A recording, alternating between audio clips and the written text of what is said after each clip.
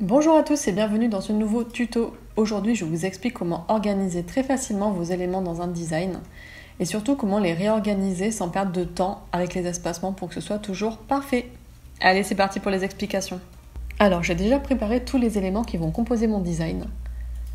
Et vous voyez que j'ai déjà groupé certains éléments. Donc ça veut dire que le bouton, par exemple, connexion avec le fond, c'est déjà groupé pour former un seul élément. Continue avec Apple, c'est aussi un seul élément. Ça, c'est hyper important pour la suite. Donc, je positionne mon titre parce que ça, c'est à part. Puis, je vais venir sélectionner tous mes autres blocs et je vais les centrer. Et ensuite, la chose la plus importante à faire, c'est de grouper tous ces éléments ensemble. Donc ensuite, je les positionne là où j'ai envie, je les centre dans la page.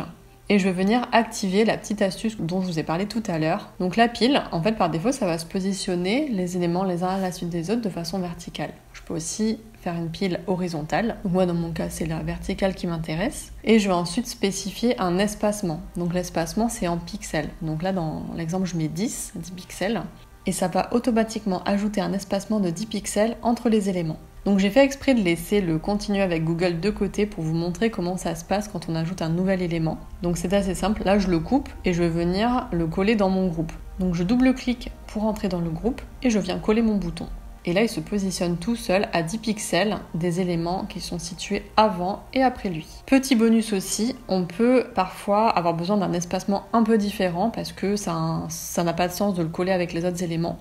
Donc dans ce cas-là, vous sélectionnez l'élément concerné et il suffit de lui appliquer un espacement personnalisé. Donc là, par exemple, je lui mets 20 pixels parce que je veux pas qu'il soit groupé avec le reste. Et du coup, c'est possible d'ajuster vraiment à l'élément près l'espacement. Dans ce cas-là, il faut faire attention parce que du coup, ces 20 pixels concernent non seulement l'élément sur lequel vous avez cliqué, mais aussi l'élément potentiellement qui est soit en haut, soit en bas, puisque forcément, c'est un espacement relatif à un autre élément. Donc l'élément du haut, par exemple, va être aussi concerné. Donc voilà, c'est juste quand vous allez réorganiser, il faut en tenir compte. De toute façon, visuellement, ça devrait se voir. J'espère que cette petite astuce vous sera utile. En tout cas, moi, je trouve que c'est un vrai gain de temps dans la mise en page.